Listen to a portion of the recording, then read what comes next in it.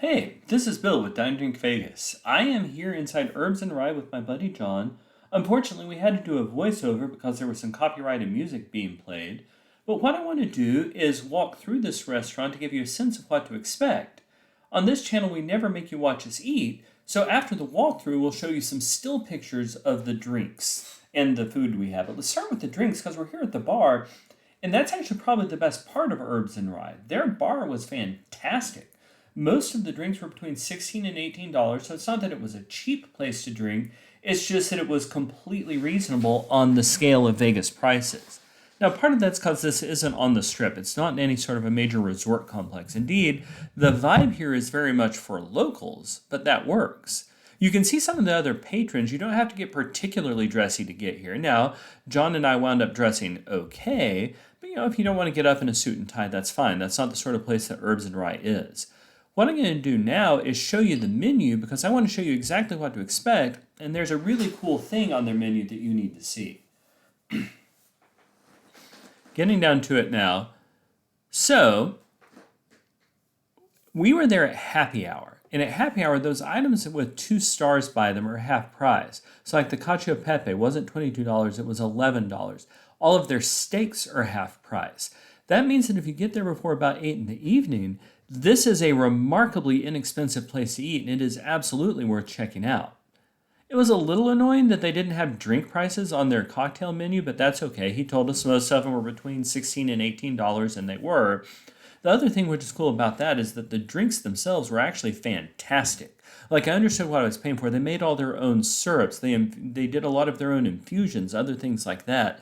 So the drinks were the highlight of why we were here. I'll say, though, we also really enjoyed our steaks. One of the only real downsides is they listed a lot of liquors in that menu that they were out of through kind of routine supply issues. But let's start and take a look at some of the actual drinks that we had. I ordered a couple of different things. I ordered a Hemingway daiquiri as well as a Vesper. I asked for the Vesper to be done with an orange twist, and they didn't have any problem with that at all. They were able to bring them out quickly. Those drinks were both amazing. I was in the mood for something that wasn't very sweet, right? And they were able to do that, and it wound up being just spot on perfect. I don't honestly remember what John got. That's what this picture is here, but I know that he enjoyed it, and I know that he wasn't willing to share it. So Herbs and Rye is probably a place you go if you want to have cocktails.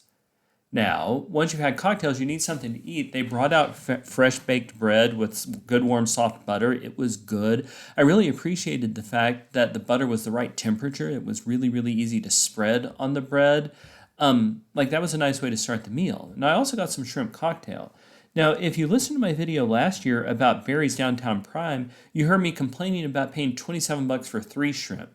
Here was $18 for 6 shrimp, and it was a great deal, right? It was a good cocktail sauce, and it's not that it was the fanciest or the prettiest presentation, but it was a really, really good shrimp cocktail, and the price was reasonable. It was absolutely something I could get my head around, and I actually wish I would have probably ordered this to share it with my buddy.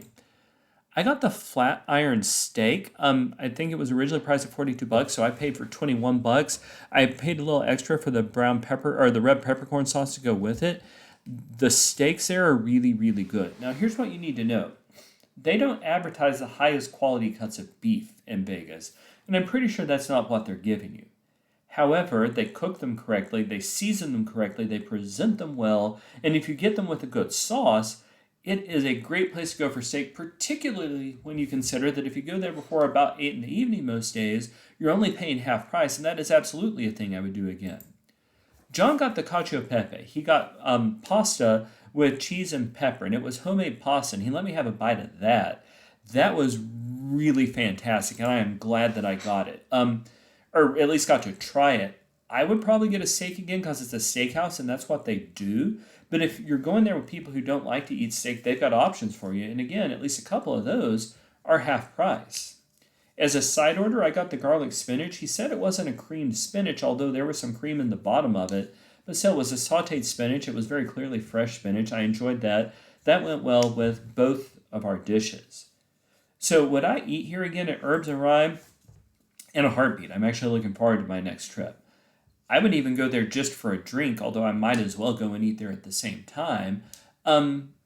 It's probably one of my two favorite steakhouses in Vegas, the other one being Oscar's Downtown Prime. And I've been to all of the big, fancy, nice places on the strip, right? Like I've been to Prime, I've been to Jean Georges, I've been to STK, I've been to SW at the Wynn, and those are all great places, and I'm not knocking those. I just enjoyed what they did here. And then when you added on to the fact that it had a really cool vibe and ambiance and was at a lower price, yeah, that's something I very much look forward to doing again. I hope this video has been helpful to you. We try to do several things here at Dine Drink Vegas. We try to bring you short and focused videos to give you the information you need to plan your next trip to Vegas. We never make you watch us eat. That's why I showed you still pictures rather than being one of those guys like, watch me have this meal. And I really hope this video has been helpful to you, and we'd love to hear from you. Please put your comments in the comments section down below. Tell us what you think of this restaurant. Tell us where you like to go for a steak in Vegas. In addition to doing that, ask us any questions and we'll get back to them as soon as we can. We would also really appreciate your support for the channel by clicking like and subscribe. Thanks so much and happy travels.